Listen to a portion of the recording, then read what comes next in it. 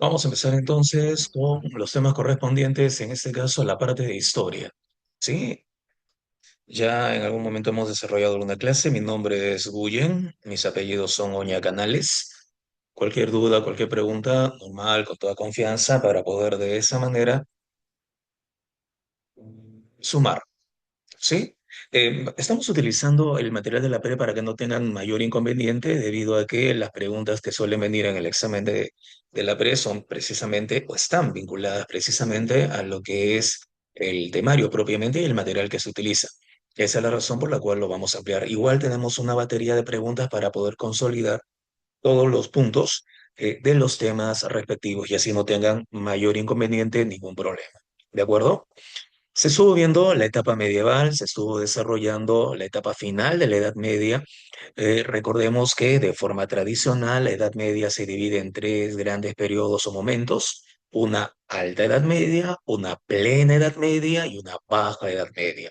Es en esta última etapa, la de los siglos XIV y XV, que en el contexto de crisis general y ante la depresión que sufre Europa en términos sociales, económicos, militares, enfermedades como la peste negra, conflictos de mayor envergadura y mayor devastación como la Guerra de los Cien Años o la Reconquista Ibérica, van a ser elementos que provoquen esta crisis general. Y en ese contexto de crisis general aparecen dos importantes cambios culturales.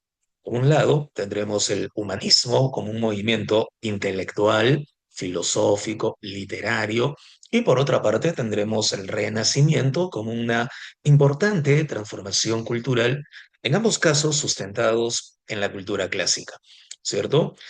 Razones o factores, más que causas propiamente, pero razones o factores que van a provocar el desarrollo tanto del humanismo como del Renacimiento. Tenemos la aparición de grandes e importantes inventos, la imprenta que termina perfeccionándose. ¿Recuerdan por quién, muchachos? ¿Quién es el que termina perfeccionando la imprenta? Esta es una técnica europea llamada silografía, pero que en el siglo XV termina perfeccionándose gracias a un notable alemán. Lo ubicamos por ahí. ¿Quién es el que termina perfeccionando la imprenta? Es muy importante recordarlo, ya ni siquiera para el examen, sino como cultura general. No pueden olvidar a Johann Gutenberg. Correcto, Oscar, excelente, claro, el famoso Johann Gutenberg. Y curiosamente, el primer libro impreso es la Biblia. Eso es importante a destacar, porque siendo el primer libro impreso, la Biblia empieza a masificarse. Y esa masificación o divulgación del texto bíblico será perjudicial para la Iglesia Católica, porque el humanismo que propone, que promueve el espíritu crítico, el libre examen, el libre pensamiento, va a motivar entonces un libre examen y crítico del texto bíblico. Esa va a ser una de las razones de la Reforma Protestante, la libre interpretación de la Biblia. ¿De acuerdo? Entonces, como muy bien lo ha señalado Oscar, quien perfecciona la imprenta es Johann Gutenberg y el primer libro impreso es la Biblia. Esta difusión o divulgación del texto bíblico va a ser una de las razones que favorezca el desarrollo de la reforma. A eso le sumamos el desarrollo de las ciudades italianas, las cuales, desde el fracaso de las cruzadas, han terminado controlando el mar Mediterráneo desde un punto de vista económico y comercial. Hay dos ciudades que van a destacar por sus actividades marítimas, por sus actividades marítimas. No deben olvidar a Génova y no deben olvidar a Venecia. Digo esto por sus actividades marítimas y comerciales, porque por sus actividades financieras va a destacar la ciudad de Florencia, ¿correcto? Pero Florencia está, digámoslo así, al interior de Italia, está en la región de la Toscana. Por sus flotas y por sus rutas de comercio controladas, son Génova y Venecia, las ciudades italianas que van a tener una muy importante presencia en el mar Mediterráneo. Es más, van a tener el control y el monopolio del mar Mediterráneo. Esa será una de las razones para la expansión europea, para que Portugal y España empiecen a buscar nuevas rutas comerciales. El desarrollo del capitalismo mercantil desde el siglo XIII va a permitir entonces que importantes familias de financistas y de comerciantes puedan decidir el apoyo a las artes, este fenómeno por el cual importantes burgueses luego también reyes y papas, van a tener la posibilidad de patrocinar obras de arte con la construcción de capillas, con la construcción de bibliotecas, escuelas y demás. Se le conocerá con el nombre de mecenazgo. Y estos impulsores de las artes serán conocidos a su vez con el nombre de mecenas, con el apelativo de mecenas. Este es un antiguo apelativo que data de la época del Imperio Romano. Cayo Silnio Mecenas, lo recordarán, fue uno de los grandes e importantes colaboradores del primer emperador, de Cayo César Octaviano, el famoso Augusto. Y de ahí en adelante, todo aquel que se caracterice por brindar el apoyo al arte, se le dará el apelativo de mecenas. Muchachos, hasta acá hagamos entonces un pequeño feedback. En el contexto de la crisis bajo medieval, en el contexto de la crisis tardo medieval, se van a desarrollar dos importantes movimientos culturales: el humanismo, desde un punto de vista intelectual, filosófico y literario, y luego el renacimiento, desde un punto de vista artístico propiamente. La invención de la imprenta o el perfeccionamiento de la imprenta de la mano de Gutenberg y la difusión del libro, uno de los primeros sería la Biblia, favorecerán el desarrollo del libre examen, del pensamiento crítico. El desarrollo de las ciudades italianas como Génova y Venecia, que tendrán el monopolio comercial en el mar Mediterráneo, fue uno de los factores que impulsa el capitalismo mercantil, con el cual aparecen los mecenas. ¿Quiénes serán los mecenas? Burgueses, reyes y papas que puedan aportar financieramente, económicamente, al desarrollo de las artes. ¿Por qué la construcción, por ejemplo, de un palacio impulsa el arte? Porque al construir un palacio para una familia de mecenas, contrataremos un arquitecto, dos arquitectos, tres arquitectos. Contrataremos escultores para que puedan decorar dicho palacio. Contrataremos ebanistas, carpinteros, contrataremos pintores. En fin, a partir de ello tendremos entonces una gama muy importante de especialistas en un determinado oficio. Todo esto le sumamos el exilio de intelectuales bizantinos que vieron en la expansión del Imperio Otomano el temor y la amenaza a que las bibliotecas bizantinas, donde se resguardaban textos de la literatura y de la filosofía clásicas, pudieran finalmente ser destruidos. Por lo tanto, muchos de ellos recalaron en Italia, que tenían las condiciones económicas para poder ahí en Italia fomentar precisamente el desarrollo del estudio clásico. Es a finales del siglo XIV, hacia 1396, cuando un notable sabio bizantino llamado Manuel Crisóloras funda una escuela para la enseñanza del griego. A partir de la fundación de esta escuela, con Manuel Crisóloras, el uso del griego y el uso del latín va a ser fundamental en las ciudades italianas y de esta manera se va a impulsar la lectura de los autores clásicos. Chicos, pregunta de examen de admisión. ¿Qué disciplina auxiliar basada en el estudio de las lenguas clásicas se fomentó y se favoreció a partir del humanismo? Si te estoy mencionando la necesidad de aprender griego y de aprender latín, entonces esto permitirá el nacimiento de una disciplina auxiliar que, especializada en las lenguas, especialmente lenguas clásicas, permitirá el poder ir directamente a las fuentes primarias. ¿Lo recordamos por ahí? Les han hablado acerca de la filología. La filología es una disciplina muy importante porque de esa manera podemos entender y comprender lenguas antiguas, especialmente y en este caso lenguas clásicas, como el griego y el latín. El punto número 5 que lo mencionan en tu material es el de la fundación de nuevas universidades, auspiciadas también por monarcas o por mecenas. En el caso de España, destacará la fundación de la Universidad de Alcalá de Henares, por ejemplo, con el cardenal Cisneros. Y esto para poder promover el estudio y de esa manera una mejor comprensión e interpretación del mundo circundante. Muchachos, hasta acá, no sé si estoy siendo claro. ¿Alguna duda, alguna pregunta que tengan? ¿O vamos todo bien?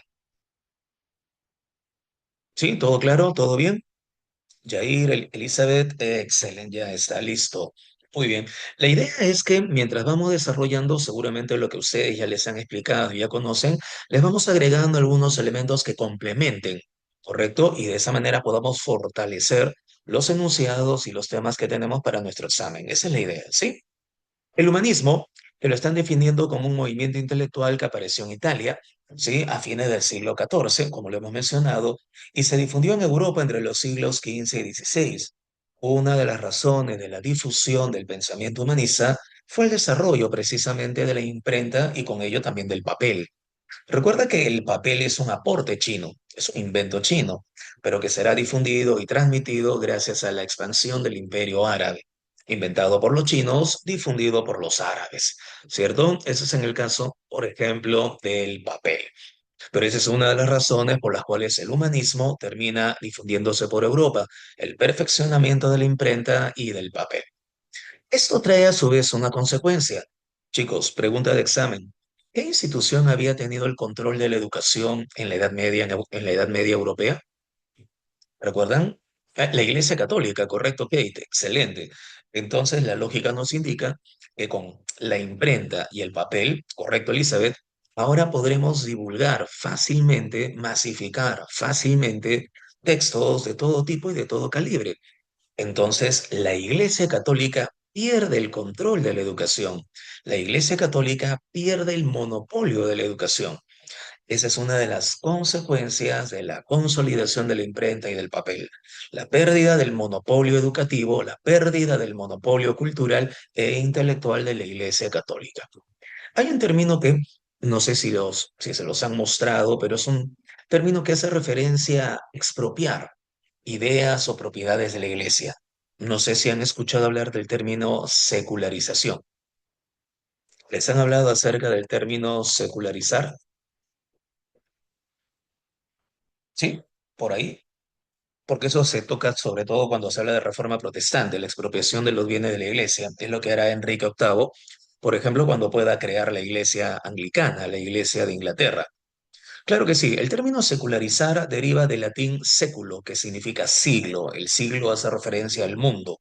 Cuando hablamos de secularizar, estamos hablando entonces de transformar una idea, una propiedad de la parte eclesiástica, idea eclesiástica, propiedad eclesiástica, a una idea civil, a una propiedad civil. A eso le llamamos secularización. Por esa razón, si la educación era controlada por la iglesia, a partir de la imprenta y del papel, la burguesía y el mundo que está fuera de la iglesia termina quitándole, arrebatándole ese control, ese monopolio. No sé si me dejo entender. Por esa razón, se menciona que con la imprenta y el papel se logra la secularización de la educación y de la cultura. No sé si estoy siendo claro, chicos. Sí, correcto. Excelente, Elizabeth. Correcto, Iván. Muy bien, ya está, listo. Excelente. Entonces, esta primera parte creo que ya está, ¿no?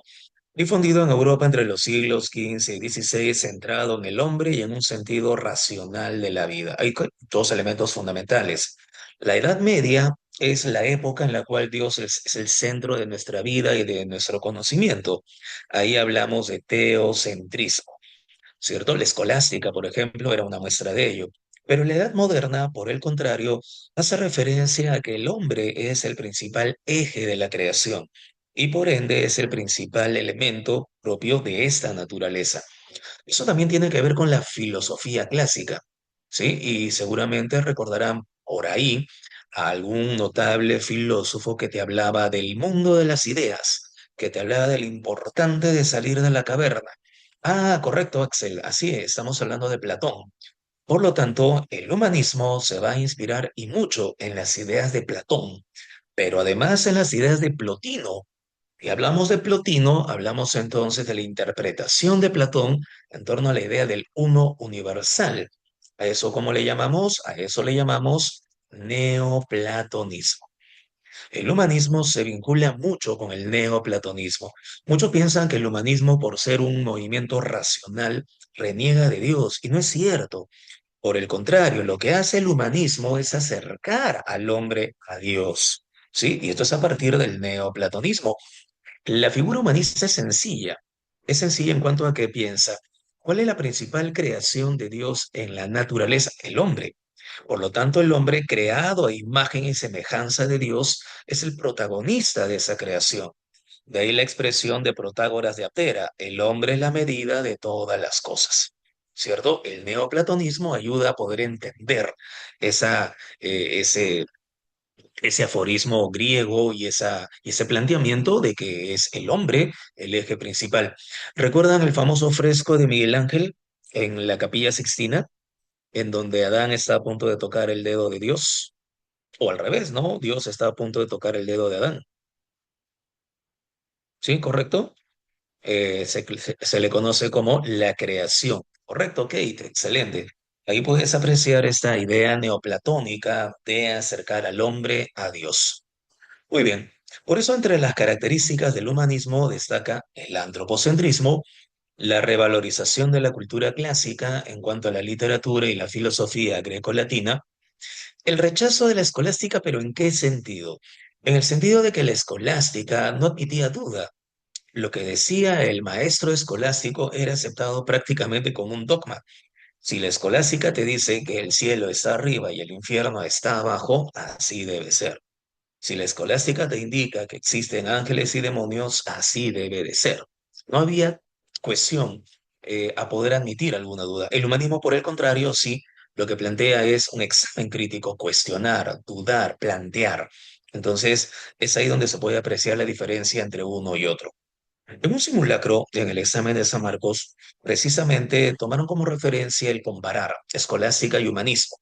¿Son movimientos filosóficos? Sí. Mientras la escolástica se sustenta en el teocentrismo, el humanismo se concentra en el antropocentrismo. Mientras la escolástica se vincula con la Iglesia Católica, el humanismo se vincula con la burguesía. Entonces, podemos apreciar ciertas diferencias. Además, mientras la escolástica se vincula principalmente con Aristóteles, el pensamiento aristotélico, eso lo puedes apreciar con Santo Tomás de Aquino, por ejemplo, el humanismo se vincula con Platón, Plotino y el neoplatonismo. Es ahí donde va a destacar un notable representante italiano llamado Giovanni Pico della Mirandola. ¿Correcto? Lo voy a apuntar por acá porque esto normalmente no te lo mencionan en la pre, pero sí, de todas maneras, para el tema es fundamental. Para el tema es fundamental. Lo estoy apuntando. Giovanni Pico della Mirandola es considerado como el más grande representante del pensamiento humanista en Italia. En Italia. Que sabemos que el más grande representante en Europa será Erasmo de Rotterdam, y eso lo preguntó San Marcos también el año pasado. El uso de las lenguas romances, correcto, esto vinculado a que cada lengua vernácula o nacional va a poder desarrollarse según su propia literatura. No deben olvidar que las lenguas romances se derivan, muchachos, ¿de qué idioma? Las lenguas romance, castellano, catalán, portugués, francés, ¿derivan de qué idioma? El latín, correcto, Kate. Excelente, muy bien, correcto, Elizabeth. Así es. Muy bien, de latín. Y con ello también pasamos a un pensamiento político laico. ¿A qué significa que sea laico, que esté separado de la influencia católica? Esto es lo que a la larga también va a influir en el desarrollo de la teoría del Estado moderno. ¿Sí? No debes olvidar que en el contexto de la crisis bajo medieval que hemos mencionado, el sistema feudal se debilita. ¿Sí? Hay una menor cantidad de siervos, hay una menor producción, hay una menor cantidad de rentas. Por lo tanto, se debilita el sistema feudal. Y ante el debilitamiento del sistema feudal se fortalecen los estados modernos. Para que ese estado moderno pueda funcionar, necesita una teoría que lo sustente. Esa teoría se basa en el derecho romano y se separa del pensamiento católico. Por eso hablamos de un pensamiento laico. Ahora lo vamos a mencionar. De todo lo que te van a mencionar con respecto a las características en los exámenes, siempre toman como relevancia el antropocentrismo y la revalorización de la cultura clásica. Fundamental. En este cuadro te están apreciando, te están mostrando, ¿sí? Ya algo propio del Renacimiento, el volver a la estética clásica, a la estética griega, basada en la armonía, la simetría y la proporción de las formas físicas. Entre los principales representantes del humanismo destacan italianos como Francesco Petrarca en literatura, por ejemplo, mencioné a Giovanni Pico de la Mirandola en filosofía. En Europa, el más destacado personaje será Erasmo de Rotterdam. Erasmo de Rotterdam ha sido pregunta de examen de admisión. ¿De acuerdo? Hay que tomarlo en consideración. Está vinculado a los sacerdotes agustinos. Está vinculado a la orden de los agustinos. Y esto es interesante porque forma parte de la Iglesia Católica. Y al formar parte de la Iglesia Católica, en su famoso texto El encomio de la estulticia, o también conocido como Elogio de la locura, él critica, cuestiona muchos aspectos no solamente de la sociedad europea de aquellos tiempos, sino de la corrupción al interior de la Iglesia, de los malos tratos, de los malos hábitos del cardenalato, de los obispos y del propio papado en la Iglesia Católica. El más importante crítico cuestionador de la corrupción de la iglesia fue Erasmo de Róterdam. Por eso es que las obras de Erasmo terminan inspirando en un monje agustino alemán. Agustino también, solo que es alemán. Creo que si lo recuerdas, Martín Lutero. La pequeña diferencia es que mientras Erasmo pedía una renovación de la iglesia, una reforma de la iglesia, Lutero terminó separándose de la iglesia católica. Eso es lo que Erasmo no quería, dividir, fraccionar a la iglesia, cosa que finalmente ocurrió. Nicolás Maquiavelo, para el caso de la PRE, que es obviamente lo que te debe interesar porque los exámenes están vinculados a ello, es considerado un humanista.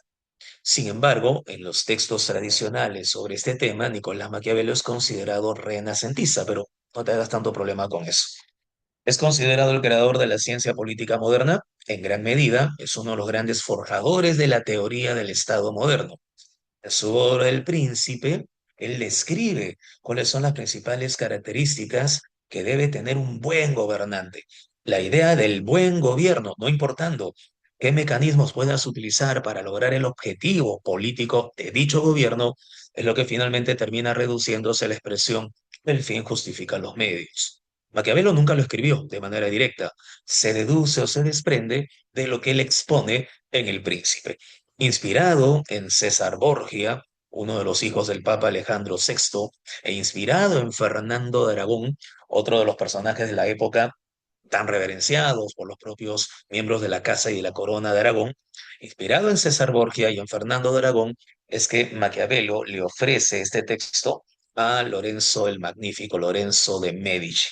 ¿De acuerdo? Pero bueno, Maquiavelo es uno de los padres de la teoría del Estado moderno.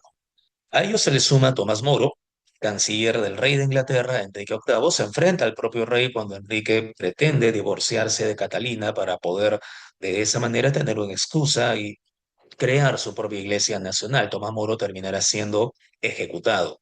Su obra, Utopía, se va a convertir en un antecedente a las ideas ilustradas con relación a una sociedad equilibrada, a una sociedad que no va a aceptar desigualdades ni injusticias. Estas ideas y estos planteamientos más tarde serán la base de lo que es el socialismo utópico. Por esa razón, cuando se habla del socialismo utópico, siempre se menciona como un antecedente las propuestas de Tomás Moro en Utopía. Mientras que en España tendremos a Elio Antonio de Nebrija. Algunos lo consideran como el primer humanista de España. Va a destacar sobre todo por el conocimiento con relación a las lenguas romance y en este caso particular al castellano. La gramática castellana se convertirá en un modelo para poder entender las lenguas vernáculas. ¿Eso nos importa? Claro que sí. Muchachos, la conquista de América por parte de España tiene una justificación. ¿Recuerdan cuál fue? ¿Cuál fue la justificación que van a tener los monarcas para poder mantener su dominio acá en América? Eso está vinculado con la iglesia y con el famoso patronato regio. ¿Recuerdan cuál era? La evangelización. ¿Sí? Por lo tanto, una de las grandes preocupaciones de los reyes de España, Carlos y luego Felipe, era poder evangelizar a las poblaciones nativas, indígenas, pero no podríamos hacerlo si no conocemos sus idiomas. Por esa razón, inspirados en Helio Antonio de Nebrija, sacerdotes dominicos, sacerdotes franciscanos, frailes dominicos, frailes franciscanos que van a crear los primeros diccionarios de quechua, aymara, en el caso de América del Sur, de náhuatl, en el caso de México, por ejemplo, y de Centro y Centroamérica, para poder de esa manera, con el conocimiento de estas lenguas, lograr una mejor consolidación del proceso de evangelización. ¿De acuerdo? Chicos, hasta acá, ¿cómo vamos? ¿Vamos bien? ¿Me estoy dejando entender? ¿Qué dicen? ¿Sí? Excelente, correcto, Elizabeth, gracias por la respuesta. Correcto, Kate. Gracias por la respuesta. Si tienen alguna pregunta normal, la pueden realizar si quieren por el chat o si quieren por el micrófono. ¿De acuerdo? No tengo ningún problema, no tengo mayor inconveniente. Lo único sí que si trabajan por el chat, envíen el mensaje para todos, ¿correcto? Envíen el mensaje para todos, no lo envíen de manera directa porque solamente yo lo recibiría y si hago el comentario o la respuesta, los chicos que están en la sala no sabrían por qué estoy mencionando tal o cual cosa. Solamente eso. Después del humanismo, te hablan acerca del Renacimiento, los siglos XV y XVI, las épocas del 480 y del 580, ¿cierto? Este es un movimiento cultural. Y decimos cultural porque abarca el arte, abarca la política, abarca la ciencia, se inician las bases de lo que más tarde será la revolución científica, por ejemplo, que también surgió en Italia y que termina difundiéndose por Europa. ¿Sí? Abarcó principalmente el arte, pintura, escultura, arquitectura, pero también abarcó el desarrollo científico. Ahí mencionan a Nicolás Copérnico, por ejemplo, y la teoría heliocéntrica.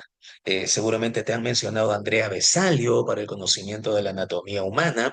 No solamente es Vesalio, es William Harvey, por ejemplo, François Vieutet para el desarrollo de la matemática, sobre todo los números, en este caso de los elementos algebraicos. Pero a la par de Copérnico, también por ahí Galileo, Galileo Galilei, y con Galileo, un alemán, Kepler. Copérnico, Galileo, Kepler van a sentar la base para que en el siglo XVII se lleve a cabo la revolución científica de Isaac Newton. ¿Esto influyó el Renacimiento como movimiento cultural? ¿Literatura? Claro que sí. Recuerda que las lenguas romance permitieron la formación de literaturas nacionales. Seguramente les han hablado de Luis Vaz de Camões y las famosas Luisiadas en el Portugal. Seguramente la literatura española con Fray Luis de León, con Pedro Calderón de la Barca, por ejemplo, en los inicios del siglo de oro, Miguel de Cervantes, en fin. En el caso de Inglaterra, aunque no propiamente una lengua romance, pero sí el desarrollo del teatro inglés con William Shakespeare, ¿cierto? Entre otros. Y ciertamente también la política que hemos mencionado. Todo eso es lo que abarca el Renacimiento. Pero ¿por qué el término Renacimiento? Porque al igual que el humanismo, se inspira en la cultura clásica.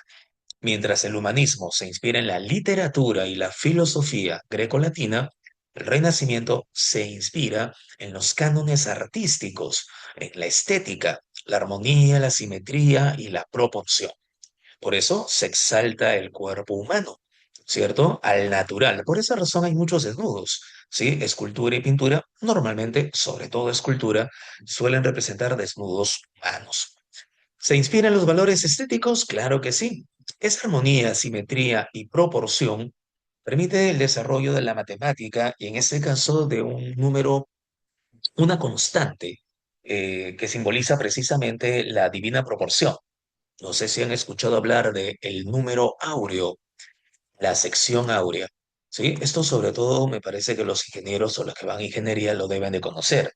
Es una constante llamada phi, 1,618, raíz de 5 más 1 sobre 2. Las medidas, mientras más se aproximen a dicha constante, son más simétricas, son más proporcionales, son más estéticas. Mientras más se alejen, todo lo contrario. ¿Cierto? Si tú mides las partes de tu cuerpo, por ejemplo, la línea que va desde eh, la línea que divide el rostro, desde la base del cuero cabelludo hasta el mentón, y lo divides entre la línea que va desde la parte baja de la nariz hasta el mentón, la diferencia se debe aproximar a 1,618. Mientras más se aproxime, podríamos decir de que tu rostro es simétrico, es armónico, es bello, es estético. Y mientras más se aleje, bueno, ya sabes, lo importante es tener salud. ¿De acuerdo? Un elemento interesante en la pintura del Renacimiento es el invento de la perspectiva. ¿Sí? Esto te da una idea de fondo, lo que comúnmente conocemos como la proyección ortogonal. Esta invención de la perspectiva permite entonces poder imaginar que en un plano de dos dimensiones se pueda generar un efecto tridimensional. Un efecto de tres dimensiones con la idea de que hay un fondo. En realidad es solamente la perspectiva. Se estudia la naturaleza, obviamente, por esa razón es que aparecen importantes botánicos, zoólogos, entre otros. Y hay una renovación en cuanto a la forma en la cual se atiende la ciencia, ¿no? Esto dará paso al método científico, la recuperación. del método científico. Hay dos grandes etapas. La del 480, Florencia es el centro artístico. Los Medici son los mecenas más importantes. Brunelleschi es que inicia la construcción de la cúpula de 8 lados, de la cúpula octogonal de la Catedral de Santa María del Fiore, Santa María de la Flore en Florencia. Botticelli es famoso por su fresco El nacimiento de Venus, y en escultura Donatello es el que va a destacar precisamente por la capacidad para poder tener los elementos estéticos. Él también va a ser financiado por la familia de los Medici. Sin embargo, los Medici caen debido a una revuelta apocalíptica de un fanático religioso. Chicos, ¿han escuchado hablar de Jerónimo Savonarola? Normalmente lo ponen como uno de los precursores de la Reforma, ¿no? En ese caso en Italia. Jerónimo Savonarola era un fraile dominico. Él consideró de que el papado de Alejandro VI, el papa de aquel entonces, era un papado pues cruento, un papado pecaminoso, y esto auguraba la segunda venida de Cristo, lo que comúnmente se llamaba la parucía.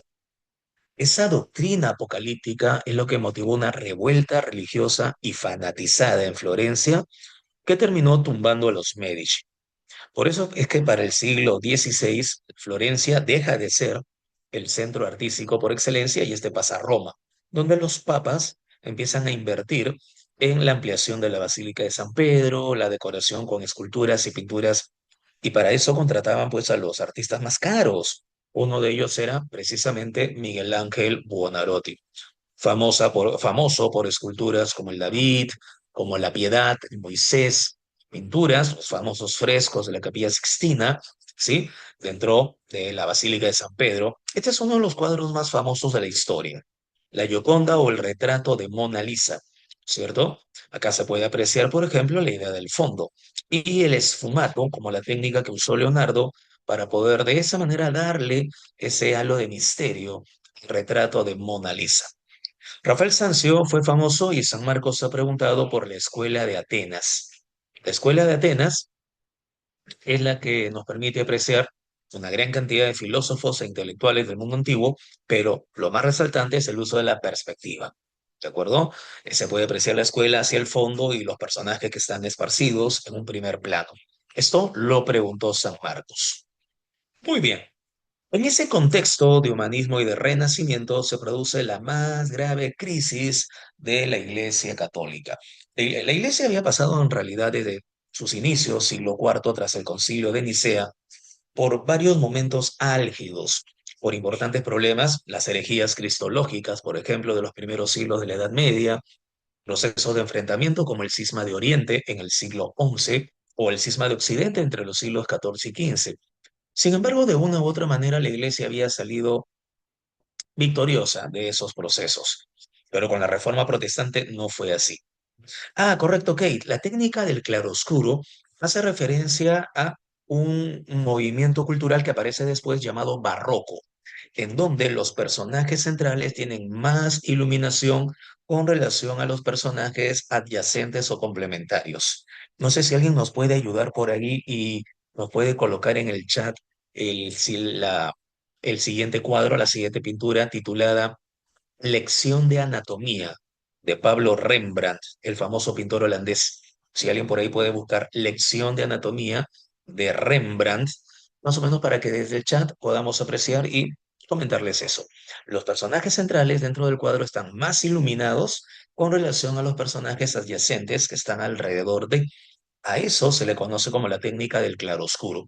Se solía utilizar los holandeses. Ah, excelente, gracias Axel, muy bien. Entonces, no sé si se percatan que el cadáver que está siendo seccionado y que el doctor Turpin, el personaje central, que está más o menos indicando cuáles son las características, tiene una mayor iluminación con relación a los personajes que están alrededor.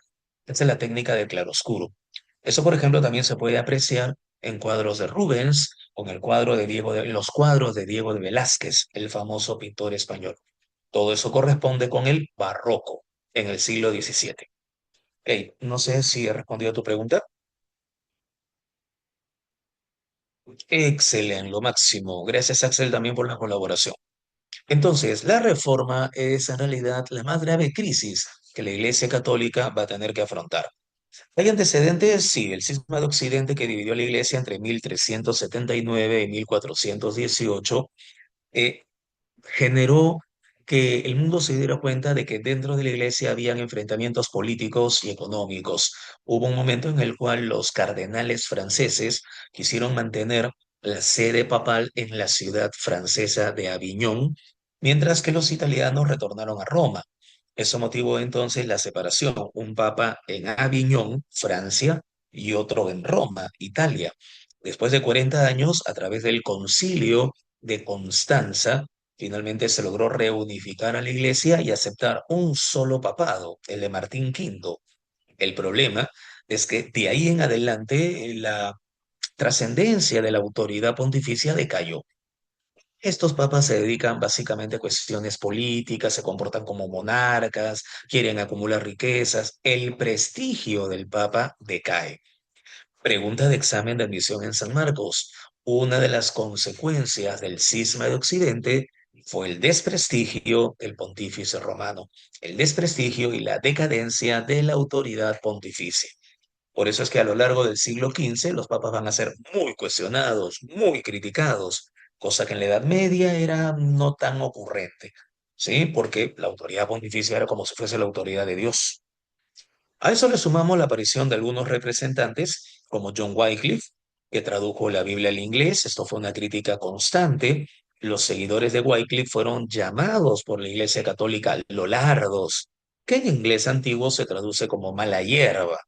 Había que expulsar y extirpar esa mala hierba para que no puedan contaminar a los demás miembros de la comunidad católica. Los lolardos fueron perseguidos. John Wycliffe murió, fue asesinado durante una ceremonia eucarística. Jan Hus, de la región de Bohemia, Wycliffe es inglés, Jan Hus, de la región de Bohemia, en ese instante Sacro Imperio Romano Germánico, hoy República Checa, ¿sí?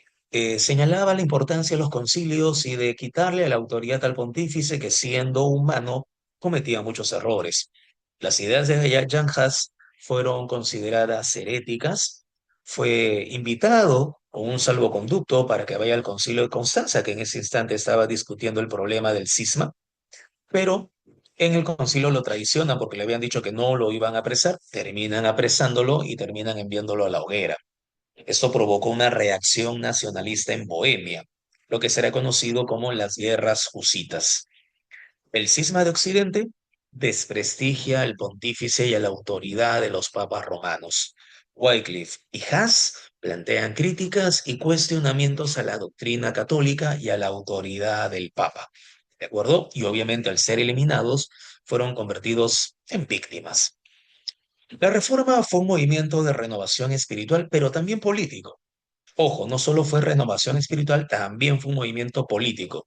En el caso del Imperio Alemán, los príncipes no querían estar sujetos a la política centralizadora del emperador. Este proceso se desarrolla entre los siglos XVI y XVII.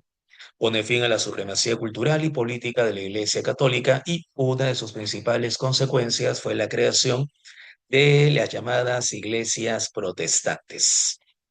¿De acuerdo? Se les suele llamar iglesias separadas o iglesias cristianas. Entre las causas tenemos la difusión del humanismo en Europa. ¿Por qué? Porque el pensamiento humanista es crítico, es cuestionador.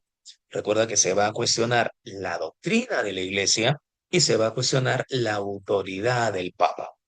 A eso le sumamos el fortalecimiento de las monarquías. Te hablé de la consolidación del Estado moderno.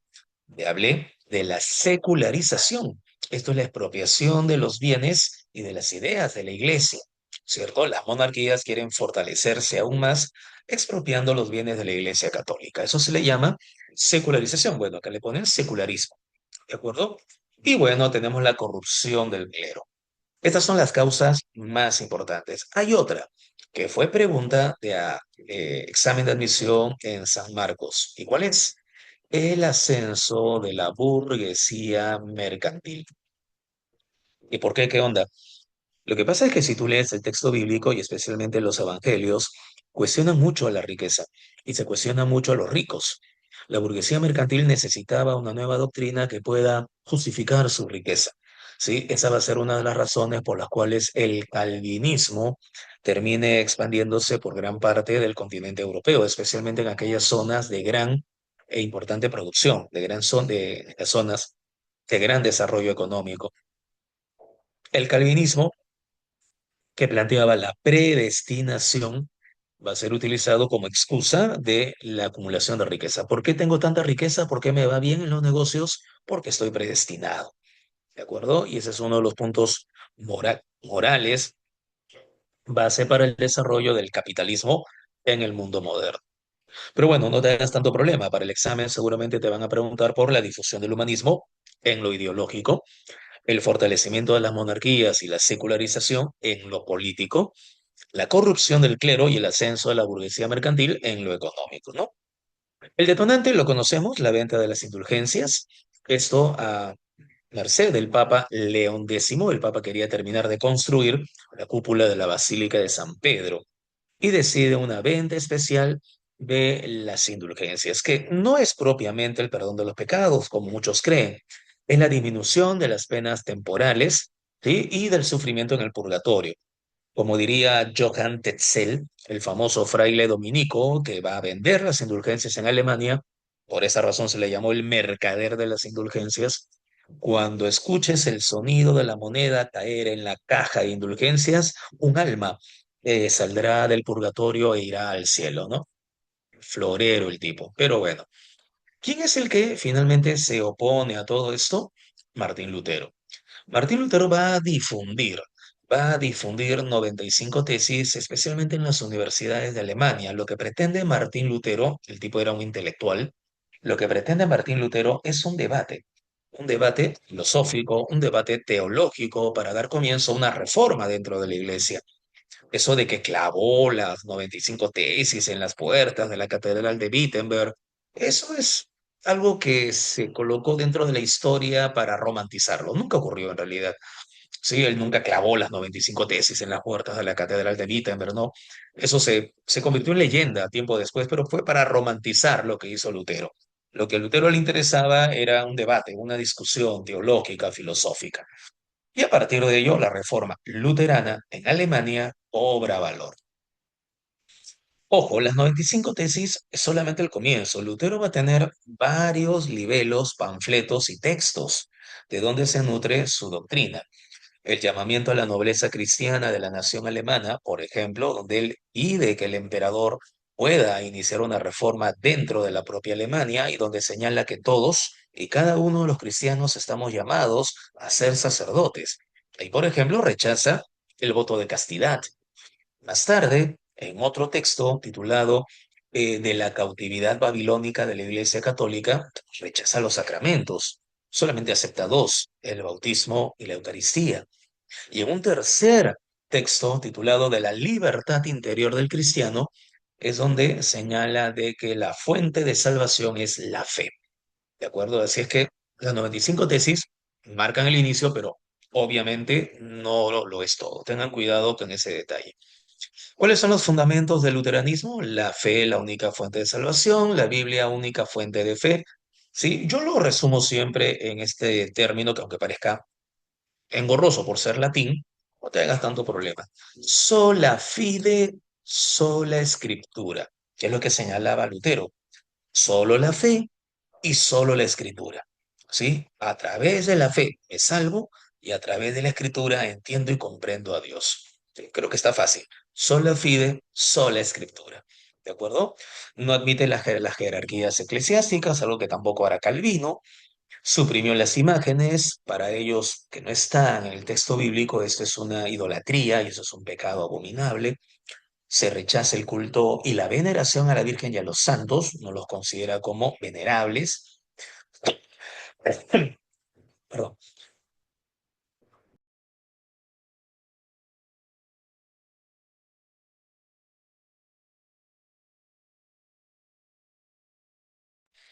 Reconoció solo dos sacramentos, los que están en el texto bíblico, bautismo y comunión, y programa, plantea la secularización de los bienes y de los ingresos de la iglesia para la comunidad. Pero de todo esto, normalmente las preguntas están ligadas a los elementos fundamentales, ¿no? La fe como única fuente de salvación y la Biblia como única fuente de fe. El proceso para el año de 1521 ya Roma lo había excomulgado un año antes y debido a que el movimiento se había extendido, el Papa León X pidió apoyo al emperador, quien era el emperador Carlos V. Esto fue pregunta también de examen. Ante el revuelo provocado por las ideas de Martín Lutero, el emperador Carlos V convoca una reunión, una asamblea. Esta asamblea en el Imperio Alemán recibe el nombre de Dieta. Convoca la Dieta de Worms.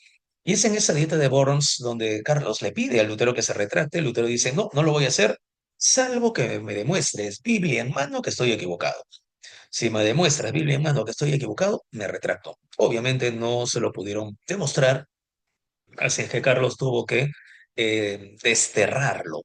No lo podía ejecutar porque lo convertiría en mártir, solamente lo destierra. Y es ahí donde entra a tallar un príncipe alemán llamado Federico de Sajonia, Federico el Sabio, que lo lleva y lo protege en su castillo en Wartburg.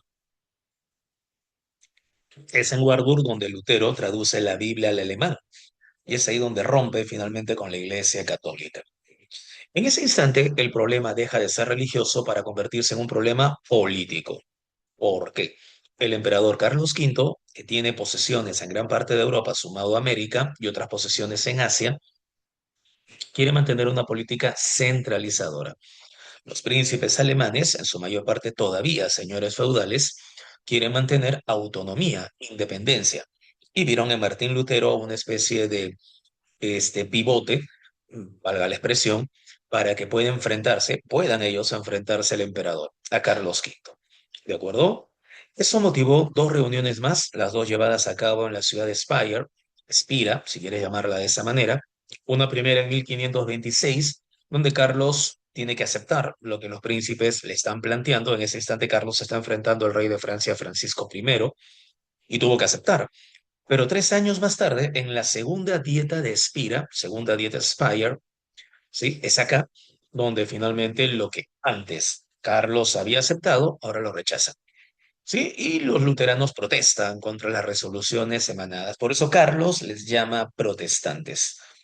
A partir de la segunda dieta de Speyer, a partir de la segunda dieta de Spira, es que ya podemos hablar del término protestantismo. ¿De acuerdo? Eso se va a convertir en una especie de etiqueta que le vamos a dar a todos aquellos que se han separado de la Iglesia Católica. Ellos, por el contrario, a nosotros nos llaman papistas, porque nosotros mantenemos a la autoridad del pontífice como principal dentro de la Iglesia, ¿no? Podríamos señalar entonces que la reforma protestante es un enfrentamiento entre papistas y protestantes propiamente, si quieres verlo de esa manera. En la dieta de Augsburgo no asiste Lutero, no podía, estaba desterrado, asiste su gran camarada y compañero del movimiento, Felipe Melanchthon, el cual declama un discurso preparado por Lutero y que será conocido como la Confesión de Augsburgo. Esta Confesión de Augsburgo expresa precisamente los fundamentos de lo que vamos a conocer como la nueva doctrina, que es la doctrina luterana. Ya la separación con la Iglesia Católica es total, es oficial. Carlos que dijo, bueno, si no es por las buenas, por las malas.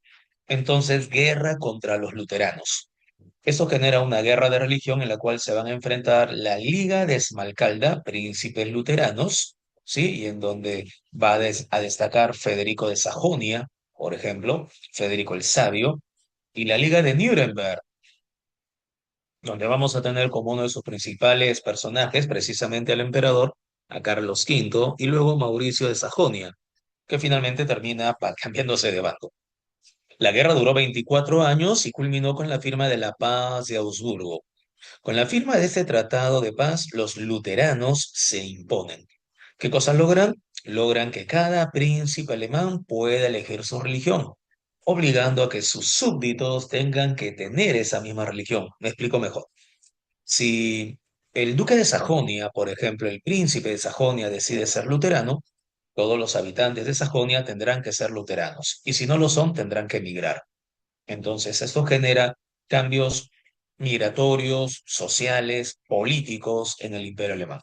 Pero el luteranismo triunfa, el luteranismo se impone.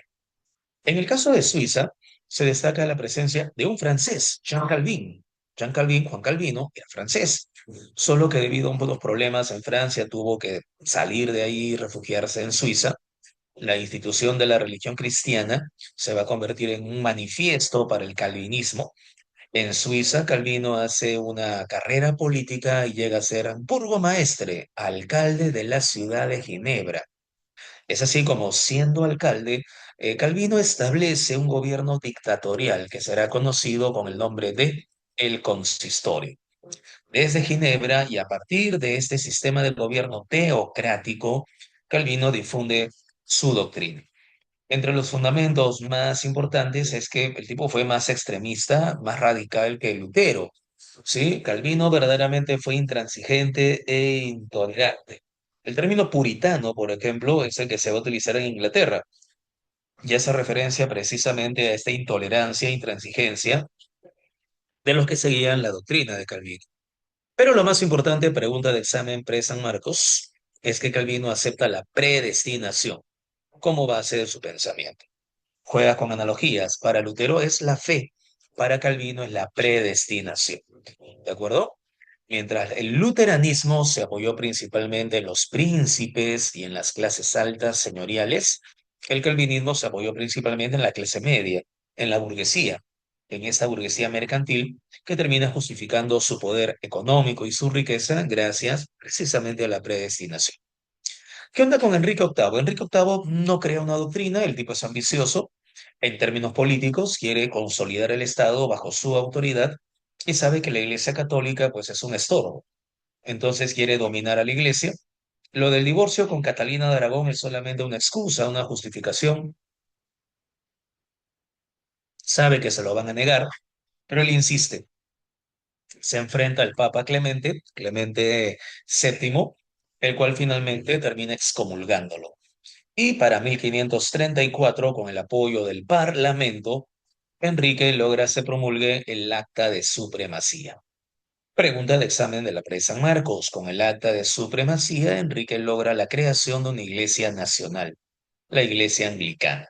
¿De acuerdo? Ahora, como jefe de la Iglesia Anglicana, él puede intervenir en la toma de decisiones sobre aspectos de la Iglesia de Inglaterra. ¿Sí? Establecer impuestos o no establecerlos, nombramiento de autoridades, el traspaso de una propiedad eclesiástica a una civil, toda esa intervención dentro de los asuntos de la iglesia es lo que se va a conocer con el nombre de regalismo. Esta es una de las características de los estados modernos, de las monarquías modernas. El regalismo, la capacidad de los monarcas para poder intervenir en asuntos eclesiásticos, en asuntos de iglesia. ¿De acuerdo? Consecuencias de la reforma, división de la iglesia, obvio, surgimiento de iglesias protestantes, cristianas o separadas, obvio. Hay una gran intolerancia religiosa y esto genera persecuciones de las iglesias protestantes en países católicos. En España, por ejemplo, los protestantes van a ser perseguidos, igual ocurrirá en América. Portugal y Francia, sobre todo, lo que dará paso a las llamadas guerras de religión. Eso también ha sido pregunta de examen. Una consecuencia directa de la reforma protestante son las llamadas guerras de religión. ¿Sí? La Biblia termina difundiéndose en lenguas locales, ya se había traducido al inglés, se había traducido al alemán. La contrarreforma dirá de que la iglesia es la que controla la difusión de la Biblia en términos latinos, pero esta termina difundiéndose en lenguas vernáculas, lenguas locales. Y la iglesia se dio cuenta que tiene que hacer un cambio. Por eso otra consecuencia será la contrarreforma. Chicos, hasta acá. ¿Alguna pregunta, por favor? ¿Alguna duda? ¿Cómo vamos?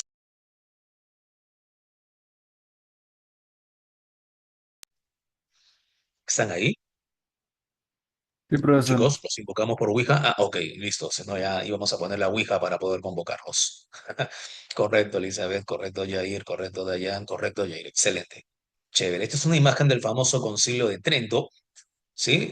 Que da muestra de esta reunión tan importante que la Iglesia Católica va a realizar entre 1545 y 1563. Fue convocado por el Papa Paulo III y se va a desarrollar en tres grandes etapas. Lo continúa Julio III y finalmente Pío IV, que es con el cual el concilio termina las sesiones. El concilio se decide o se reúne para poder tomar acuerdos en relación con dos cosas. Uno, ¿qué hacemos dentro de la iglesia para poder renovarla? Y dos, ¿qué hacemos fuera de la iglesia para frenar el avance protestante? Se hacen reformas internas con la creación de seminarios, por ejemplo, para la propagación de esa doctrina catequética que debe ser ortodoxa, debe mantenerse conservadora.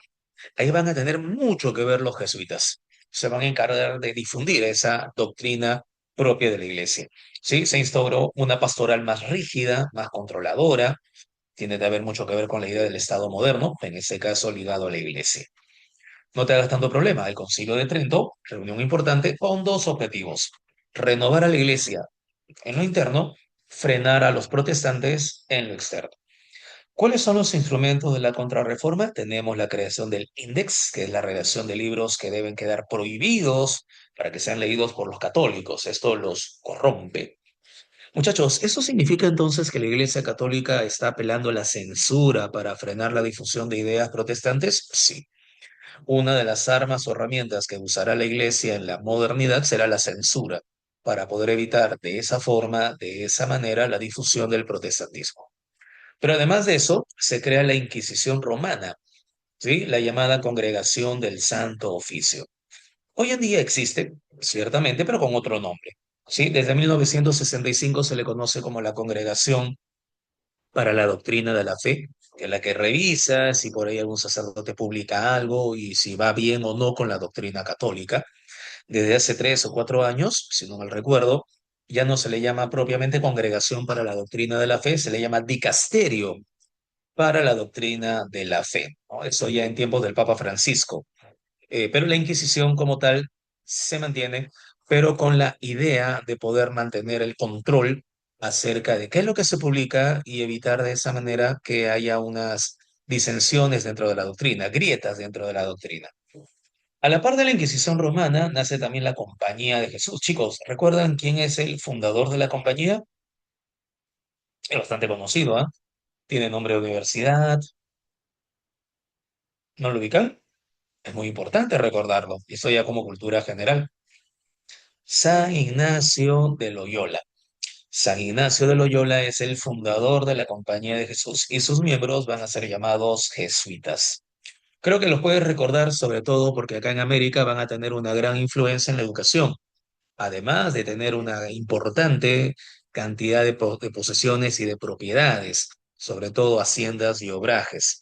Si recuerdan las reformas borbónicas, recordarán que uno de los objetivos de Carlos III era, al expulsar a los jesuitas, apoderarse de sus bienes, ponerlos en remate y, bueno, obtener fuertes ganancias, ¿no?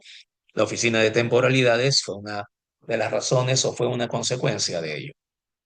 Muy bien, pasamos al siguiente punto. Chicos, por favor, hemos hablado de humanismo, renacimiento, reforma, contrarreforma. No sé si tienen alguna duda, alguna pregunta. Vamos bien, ¿cierto? Okidoki. Entonces, correcto, Elizabeth, correcto, Kate, excelente. El siguiente punto es el de la expansión europea, popularmente, antiguamente conocida como la era de los descubrimientos geográficos. ¿Sí? Normalmente se desarrolla entre los siglos XV y XVI.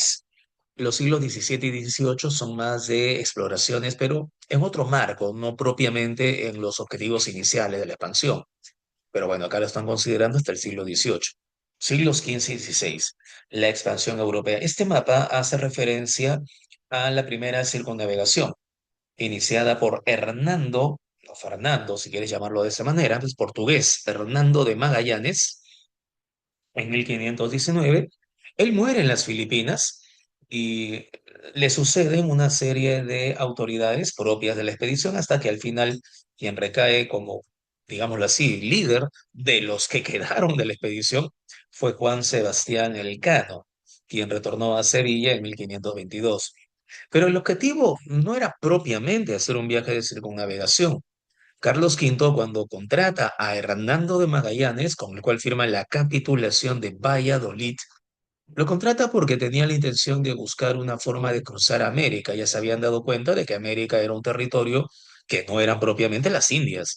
Entonces habría que ver la forma de cómo cruzar América. Ese fue el verdadero objetivo, llegar a las Islas Molucas, las Islas de las Especias. Eso corresponde hoy en día a Indonesia, por ejemplo, ¿no? Las Islas del Clavo de Olor.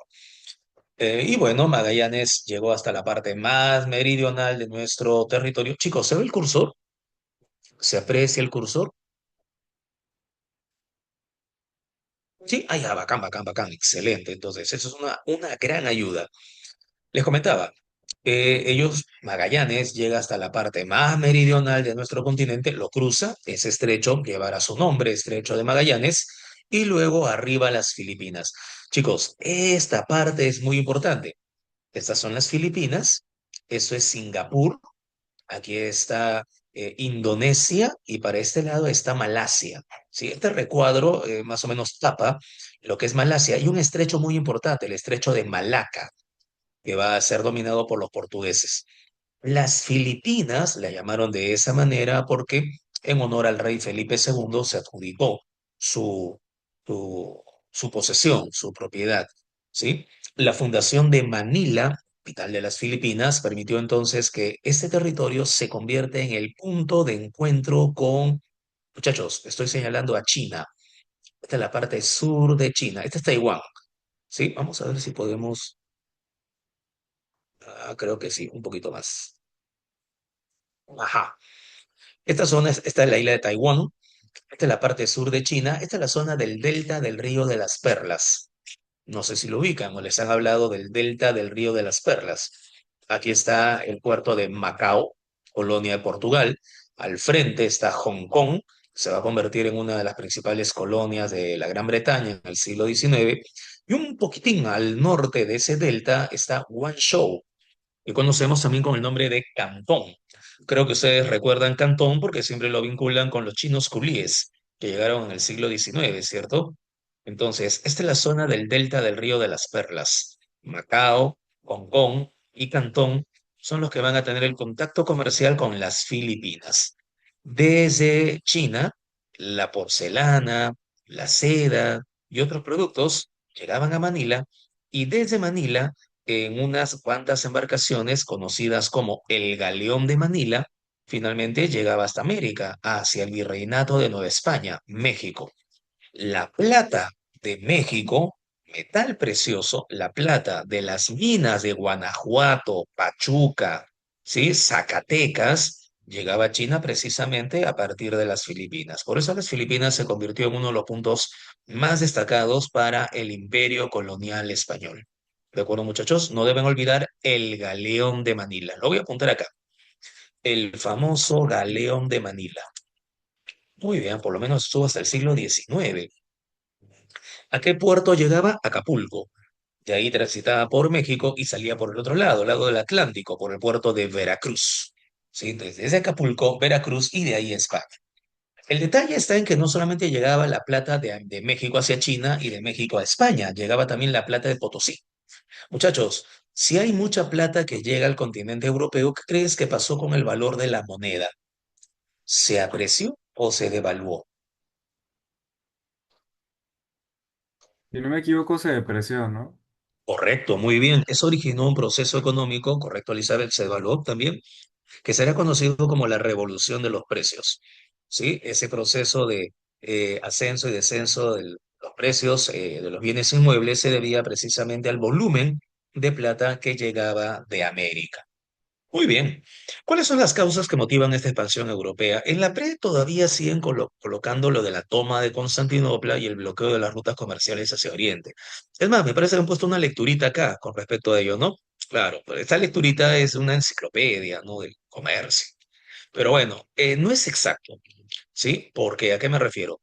Recuerda que la expansión se inicia años antes de la toma de Constantinopla. La toma de Constantinopla fue 1453 y desde hacía por lo menos 40 años ya se había iniciado el proceso de expansión con las rutas del Portugal.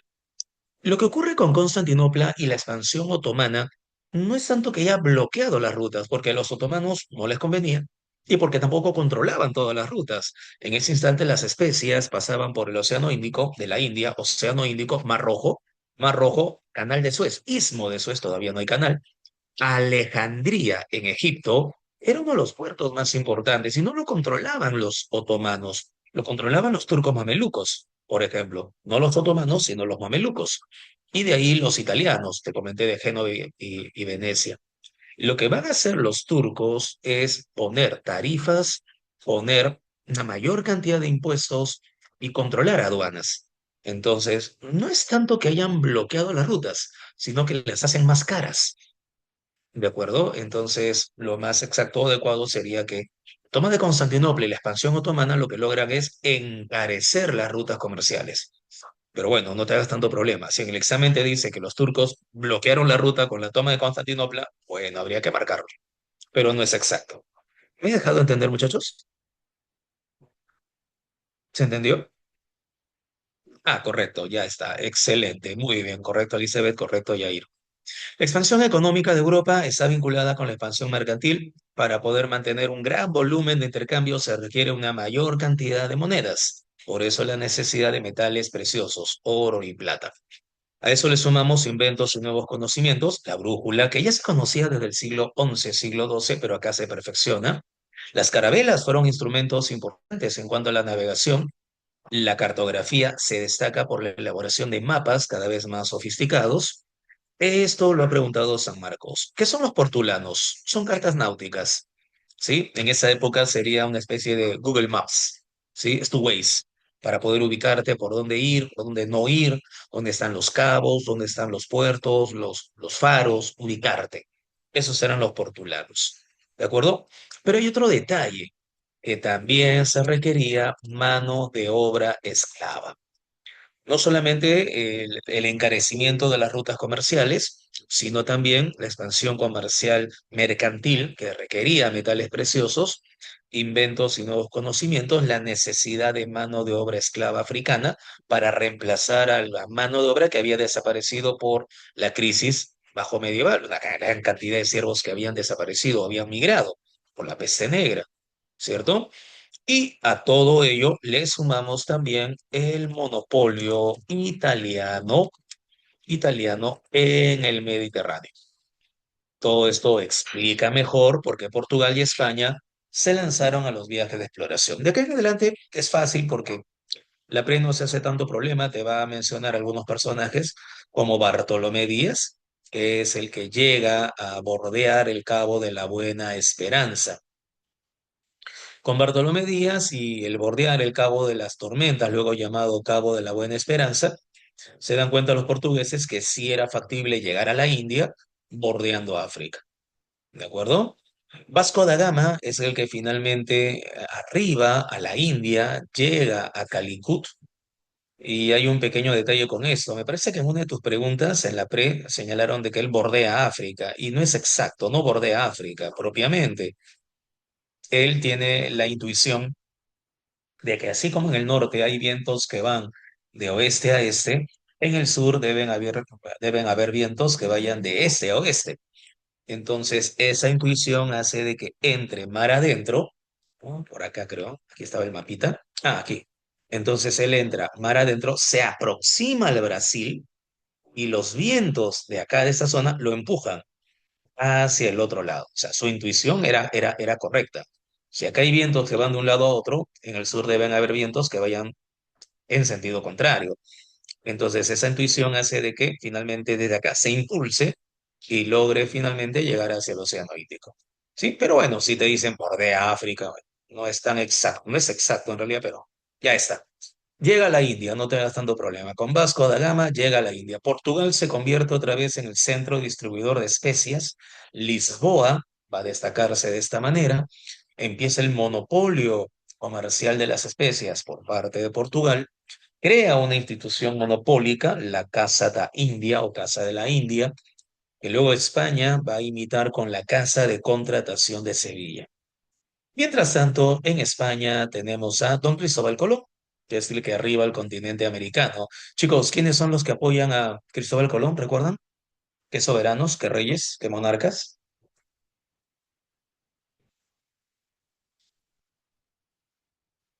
Ah, Axel, correcto, correcto. Ok. Los reyes católicos, ¿no? Isabel de Castilla, correcto, Elizabeth, y Fernando de Aragón. Ellos tuvieron primero que reunificar España, tuvieron que recuperar Granada y solo así pudieron firmar con Cristóbal Colón la capitulación de Santa Fe. ¿no? Y Colón arribó a nuestro querido continente. Tuvo cuatro viajes, el tipo hasta su muerte en 1506 en Valladolid seguía pensando de que había llegado a las Indias, terco, pero bueno. El primer viaje es el que nos debe importar, arriba al Caribe, a una pequeña isla llamada Guananí, que ellos llamaron San Salvador. Hoy en día se le conoce con el nombre de Baitlin, es una de las pequeñas islas del archipiélago de las Bahamas. Pero bueno, no te hagas tanto problema, ya hemos hablado del primer viaje de circunnavegación. Consecuencias, acá se concentran las preguntas del examen. ¿Expansión de la civilización europea occidental? Claro que sí. Idiomas, por ejemplo. Religiones, por ejemplo. Conocimientos tecnológicos e introducción de especias. Acá debería de decir especias. Tengan en cuenta lo siguiente. Si bien en la Edad Media el concepto de especias hacía referencia a clavo, canela, pimienta o té, a partir del mundo moderno el concepto de especia se amplía. Hablamos de todo producto exótico. Y si hablamos de producto exótico, azúcar, por ejemplo, tabaco, por ejemplo. ¿De acuerdo? Entonces, cuando hablamos de especias, hablamos de todos aquellos productos que, si bien es cierto, no son originarios de Europa, van a formar parte de ese comercio global con el continente europeo. Aspecto cultural, el sincretismo con las poblaciones indígenas, no en todos los territorios, ¿ah? Salvo en los territorios en donde estuvieron portugueses y españoles, principalmente, porque la colonización de Inglaterra, de Francia o de Holanda será muy distinta, ¿sí? Esto sobre todo para el caso de Portugal y España, ¿correcto? Bueno, no es que los hayan matado a todos, Sebastián, pero sí la colonización fue más violenta, ¿cierto? En el caso de la fundación de las 13 colonias, por ejemplo, fue ciertamente más incisiva en un determinado territorio. En cuanto a las consecuencias sociales, esta palabra es clave, se consolida. ¿Qué se consolida? La burguesía mercantil. Ya existía la burguesía mercantil, la burguesía comercial, sí, desde el siglo XIII. Solo que a partir de la expansión europea y del comercio global se hace más fuerte, se hace más poderosa económicamente, se consolida. ¿Por qué lo menciono? Porque en el último examen de admisión hubo una pregunta con relación a eso, pero en la pregunta, en el enunciado te decía, se originó, surgió. Y no es que haya surgido, no es que haya aparecido, ya existía, solo que se va a hacer más fuerte. Aquí está el mestizaje con los pueblos aborígenes, nuevamente, en el caso de Portugal y de España, porque el mestizaje en otros territorios, sobre todo para ingleses, franceses, no funcionó. Esto lo preguntó San Marcos, la crisis demográfica en América. Entre otras razones, las epidemias que se programaron se generaron con la llegada de enfermedades tales como la peste negra, la influenza o gripe, la viruela fue una de las más importantes, ¿cierto? O el sarampión. Las guerras que continuaron, muchos creen de que el imperio cayó, el Tahuantinsuyo cayó en 1532 con la captura de Atahualpa en Cajamarca, y ustedes saben que no es así, ¿cierto? Porque la lucha entre españoles y descendientes de los incas o sucesores de los incas continuó en Vilcabamba, por lo menos hasta 1571-72, cuando es ejecutado Tupac Amaru I. Entonces, sí, las guerras, si bien es cierto, no fueron tan devastadoras para los españoles, hubo muchas bajas por parte de ellos, pero no fue tan devastadora, sí lo fue para las comunidades, ¿no? Los trabajos forzados. Pregunta de examen, ¿cuál fue el primer sistema de explotación que traen los españoles a América? Muchachos, ¿cuál fue el primer sistema de explotación que traen los españoles a América? ¿Lo recuerdan? Uy, se han olvidado, no puede ser. Las encomiendas. Sí recuerdan las encomiendas, ¿cierto? El otorgamiento de un grupo de indios para que puedan trabajar a favor del encomendero. A cambio, el encomendero los protegía y los educaba. ¿Sí? Espero que sí lo recuerden. Bueno. Las consecuencias económicas, tenemos el apogeo de la cuenca atlántica, más que inicio es la consolidación de la economía mercantil, el mercantilismo, vinculado también con el Estado moderno. La base económica del Estado moderno precisamente será el mercantilismo. Se impulsa el monopolio comercial desde los estados, ¿sí? Los estados son los que van a promover precisamente estos monopolios. América fue incorporada a los circuitos comerciales europeos y no solamente América, también África, también Asia, ¿sí? Estamos hablando ya de un comercio de corte global. Lo voy a apuntar acá. Algunos le llaman a todo esto la primera globalización. Primera globalización. ¿Correcto? Tenemos esclavos. ¿Esclavos de dónde? De África. ¿Dónde trabajan los esclavos? En América. La riqueza de América y metales preciosos, ¿a dónde va? A Europa. Y con esa plata, Europa comercia con Asia. Entonces ya estamos hablando de una primera e importante globalización. Sí, esto es lo que estábamos comentando. Miren, la inflación debido al atesoramiento de metales preciosos. A eso se le llamó la revolución de los precios. Y en cuanto a las consecuencias políticas, tenemos la formación de los primeros grandes imperios coloniales, portugués y español, y se inician conflictos políticos entre las potencias colonizadoras. Esta es la razón por la cual van a tener que firmarse algunos tratados, ¿cierto? No sé si te los comentan por acá. No, no te los están comentando, pero debido a esto se van a firmar varios tratados. Nos interesa recordar dos. En el año de 1494, el famoso Tratado de Tordesillas, que ha sido pregunta de examen no solamente en la sino también examen de admisión, esto para poder dividir el área del Atlántico. Y en el año de 1529, el Tratado de Zaragoza. Con la firma del Tratado de Zaragoza se firmaba también un acuerdo para que España y Portugal dividan mediante un meridiano el área que ellos van a explorar y van a controlar, pero en el Pacífico. ¿Sí? De los dos, obviamente el más importante será el Tratado de Tordesillas. ¿De acuerdo? Muy bien, es acá donde les comentaba las Filipinas y el comercio directo con China para el caso de España, las Indias neerlandesas, que luego inicialmente la ocupaba Portugal, luego se las quita Holanda, la zona de Malasia, Singapur e Indonesia, ¿no? De Papúa Nueva Guinea. Pero bueno. Y pasamos al último tema, que son varios en una sola redacción, ¿ah? Esto es un poquito complicado, la formación del Estado moderno. El Estado moderno, pregunta de examen, ¿en qué contexto surge? En el contexto de la crisis tardo-medieval. Esto se desarrolla entre los siglos XIV y XV. ¿Y por qué surge el Estado moderno en ese contexto? Por el debilitamiento y el declive del sistema señorial, en este caso el sistema feudal. Habrá un trasvase político, ¿sí? Lo que los señores feudales no pueden realizar, bueno, de ahora en adelante se van a encargar los monarcas, se van a encargar los reyes. Lo que termina generando un proceso de centralización. ¿En qué grupo social se apoyan los monarcas para mantener ese proceso de centralización? En la burguesía. Y la burguesía, ¿cómo se beneficia de ese apoyo al monarca? Obteniendo monopolios. ¿Se entiende ese tridente? Monarquía, apoyándose en la burguesía, monopolio comercial concedido por esa monarquía. Entonces no creo que haya mayor inconveniente. En los primeros siglos, XV y XVI, las monarquías son denominadas autoritarias o nacionales. Imponen, por medio de sus ejércitos, ¿sí? Su fuerza y su gobierno. Este es el caso, por ejemplo, de España con los Habsburgo. ¿Qué caracteriza a estas monarquías? Instituciones como las Cortes Reales, es ahí donde reúnen a aquellos miembros de la nobleza débiles, pero que ahora pueden ser manejados y controlados. Se crea una burocracia, esto es una administración pública, que es la que se va a encargar precisamente de dirigir las instituciones dentro del gobierno, dentro del rey. La diplomacia nace para poder crear tratados, acuerdos y pactos y mantener de esa manera el equilibrio entre las potencias. Cosa curiosa, una herramienta utilizada con fines diplomáticos será los enlaces matrimoniales.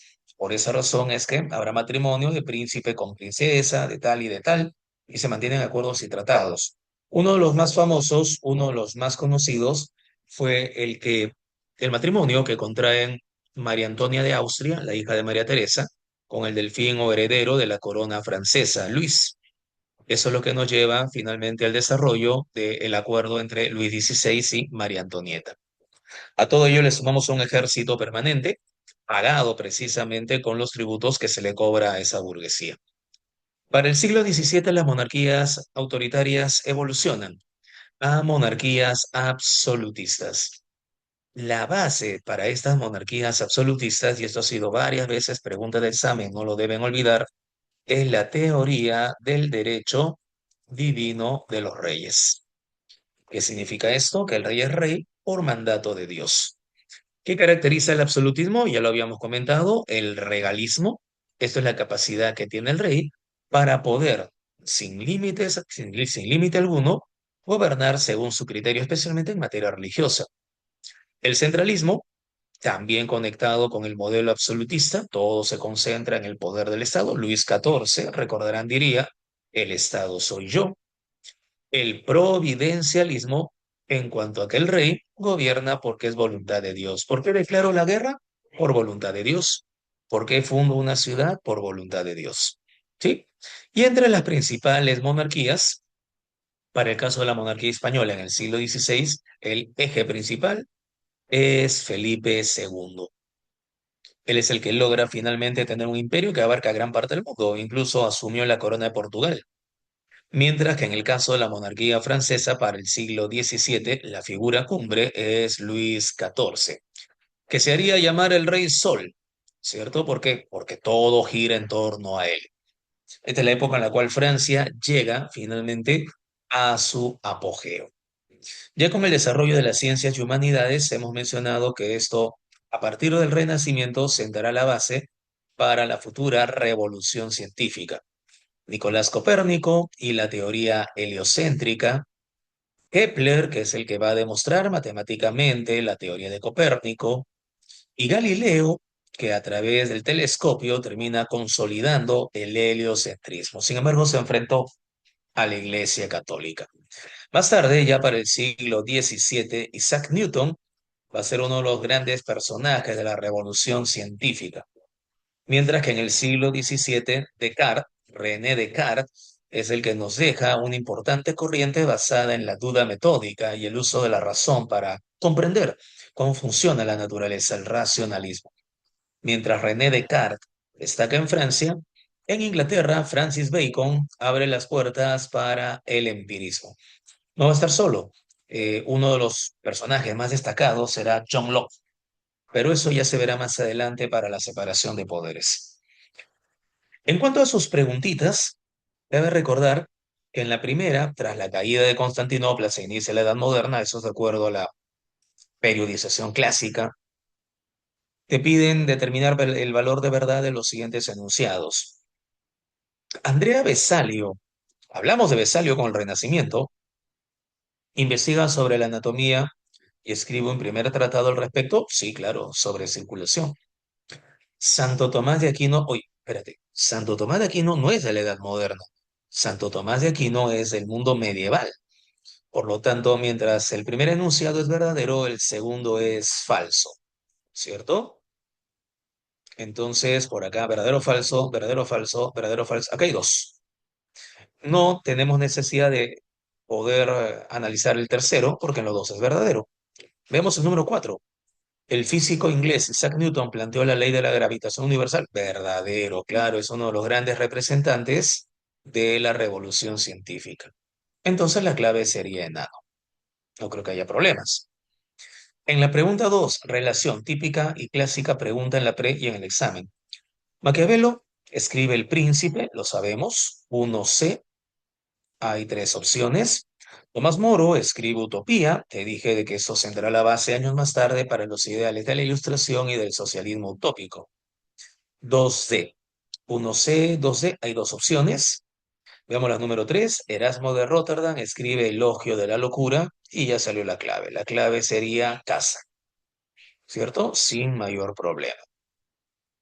En la pregunta 3 te hablan de la Escuela de Atenas. Te mencioné la Escuela de Atenas, ¿cierto? Con una característica importante en la Escuela de Atenas se puede apreciar un fondo. Esta es la idea de la perspectiva, ¿sí? La idea de la proyección ortogonal. Aquí está Platón y al otro lado Aristóteles.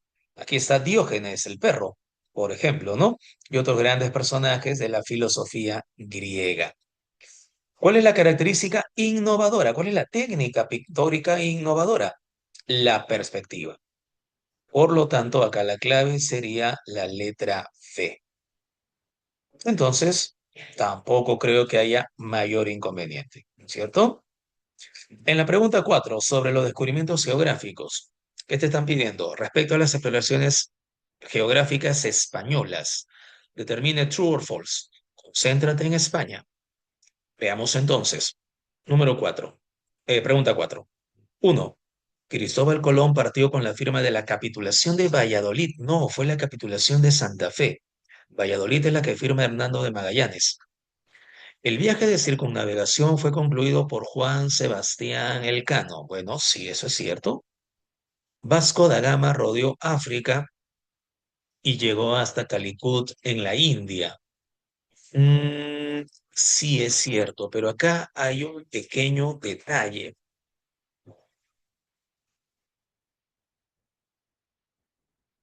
Ajá, mira, ¿cuál es el detalle? Te están diciendo respecto a las exploraciones geográficas españolas. Entonces, acá solamente sería el primer enunciado, ¿cierto? Porque todas las demás, dos, tres, serían de Portugal. No tiene mucho sentido. Entonces, acá tendría que haber dicho exploraciones geográficas españolas y portuguesas.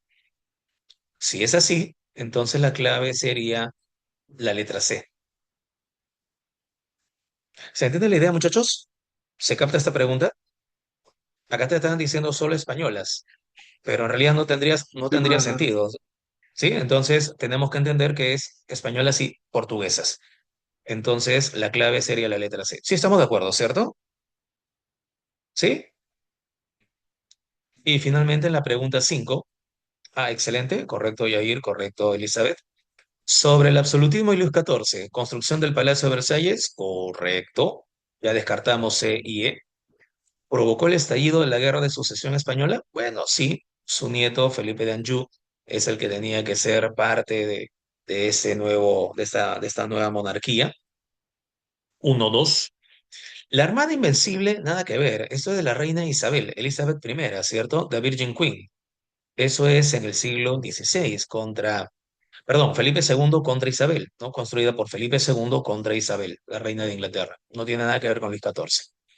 Nombró como inspector general de Hacienda a Jean-Baptiste Colbert. Claro, él es el que desarrolla las prácticas mercantilistas francesas. Por eso al mercantilismo francés se le suele llamar colbertismo.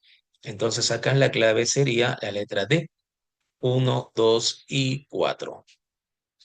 Chicos, ¿estamos de acuerdo, no? ¿O tienen alguna duda con respecto a estas cinco preguntitas? Profe, para complementar Sí, dime, estos dime. temas, ¿algún libro o Sí, fuente que ah, use? correcto, correcto, ya. Porque justo vamos a ver, voy a dejar de presentar acá para poder presentarles el otro balotario que tenemos, que es lo que vamos a destacar también ahora, pero con respecto a, vamos, espérame, vamos a presentarlo primero.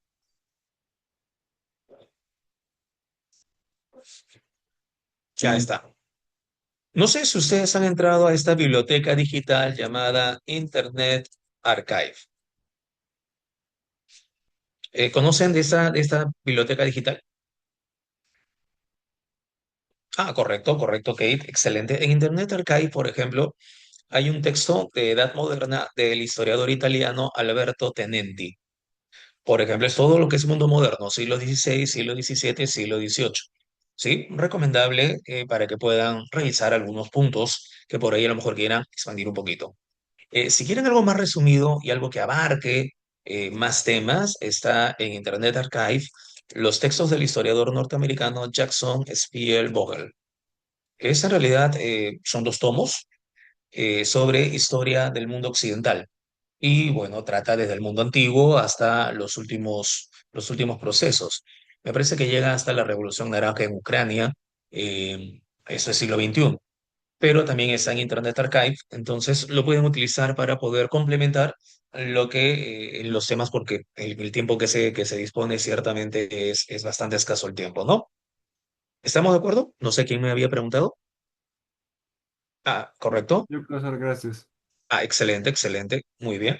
Alberto Tenendi, insisto, es de edad moderna y Jackson Spielvogel tiene dos tomos, lo pueden ver en esa biblioteca donde abarca así prácticamente todo el temario.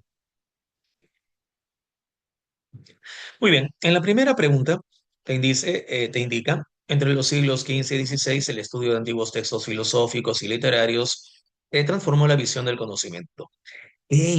efecto tuvo el redescubrimiento de los textos clásicos con relación al humanismo?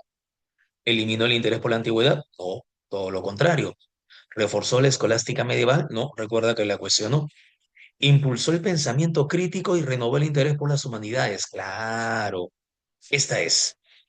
¿Sí? Con el desarrollo del humanismo vamos a interesarnos más en la literatura y la filosofía grecorromana, grecolatina. Dos, ¿cómo influyó la imprenta en la expansión del humanismo dentro de España? En general se puede apelar a toda Europa, ¿no? ¿Sustituyó la enseñanza verbal por la memorización? No, nada que ver, ¿no? Siempre las clases orales siguen siendo hasta el día de hoy muy importantes.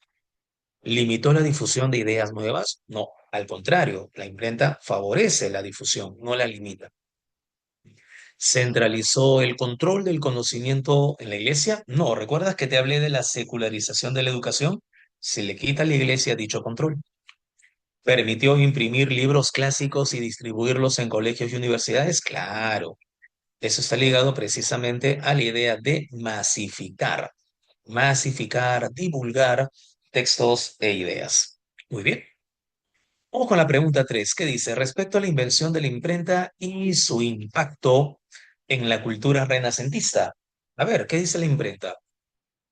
Ajá. La imprenta fue empleada inicialmente solo para copiar textos religiosos en latín. No, porque recuerda que al utilizar lenguas romances también se empezaron a traducir otras obras en otros idiomas. ¿De acuerdo? La primera sería falsa. Veamos la número 2. La imprenta redujo los costos de producción y aumentó la circulación de libros. Eso es correcto y creo que tiene lógica, ¿no?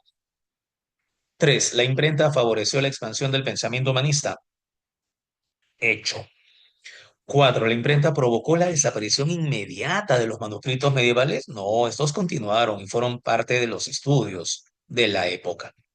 Entonces la clave sería casa. Muy bien, Elizabeth, correcto. 4. ¿Qué motivó la competencia entre Portugal y Castilla durante la expansión oceánica? Recuerda que eran los reinos de España, ¿no? El más importante era el de Castilla. Número 1. La competencia fue por la consolidación de nuevas liturgias. Eso está ligado a la religión, no propiamente a la parte de exploración.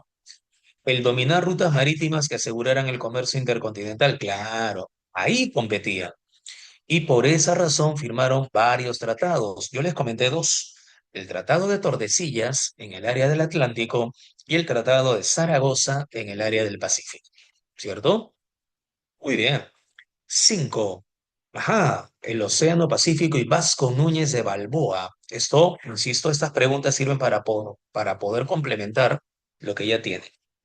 Te dice, considerando el impacto de este descubrimiento, Océano Pacífico, relacione correctamente cada aspecto con su consecuencia o característica correspondiente.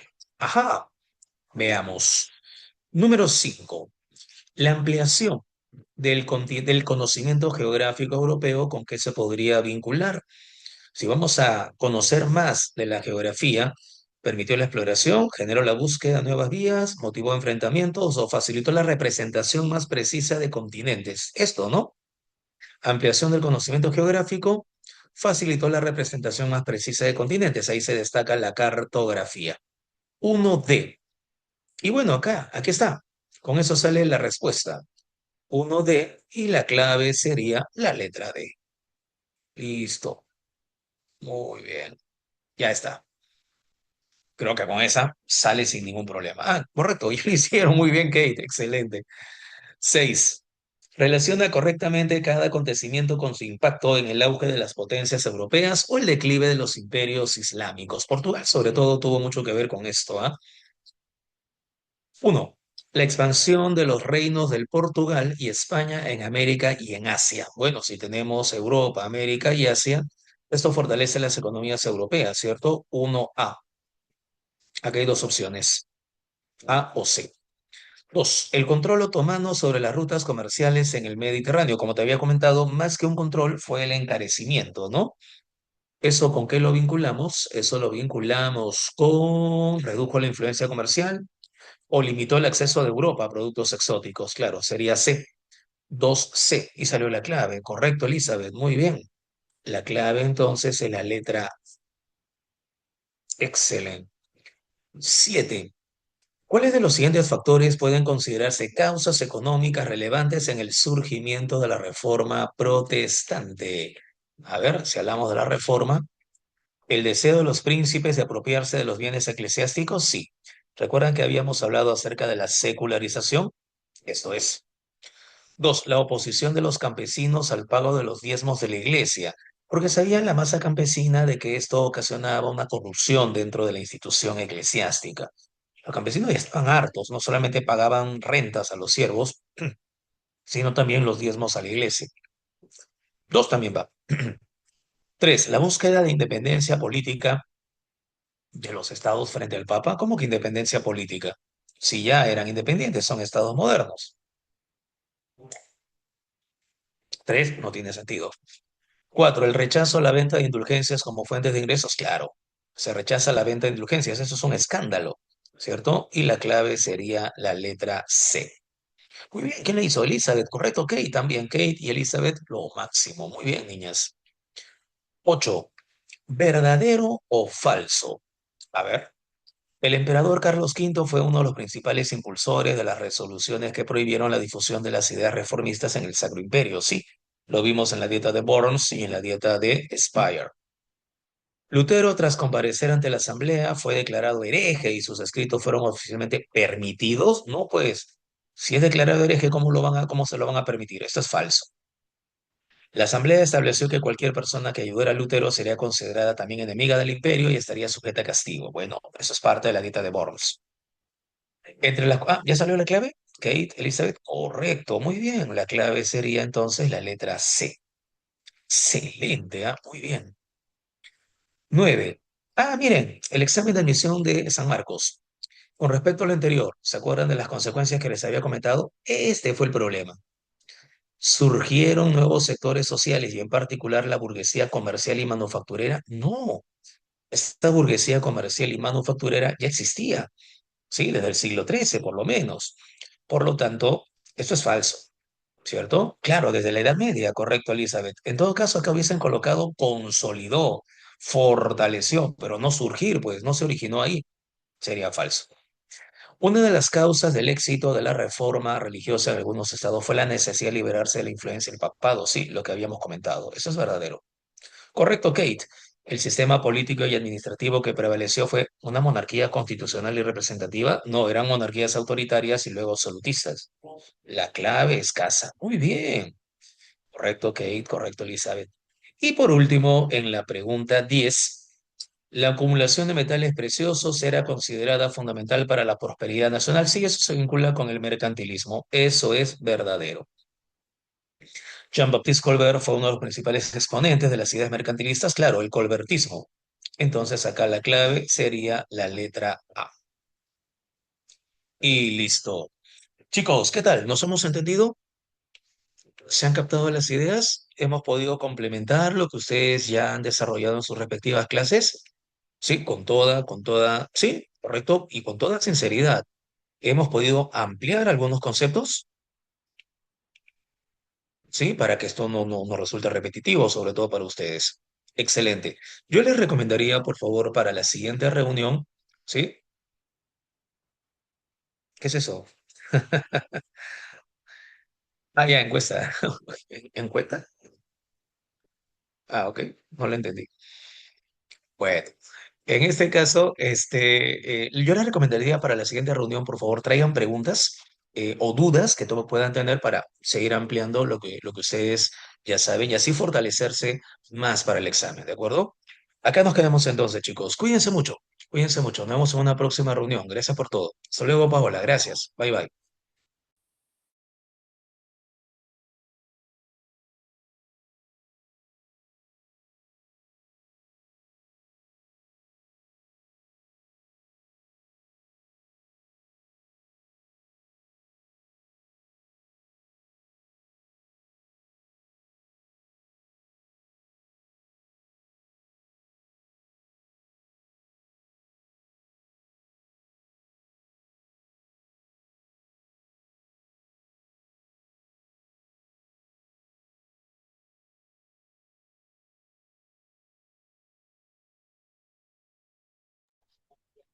Hola chicos, ¿qué tal? Buenas noches. Vamos respondiendo a la encuesta, por favor.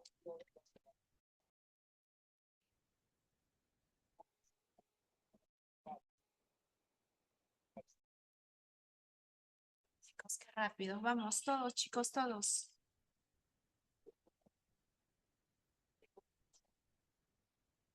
Chicos, por favor, para aquellos que faltan responder el formulario y vamos a realizar el día de hoy 3 encuestas.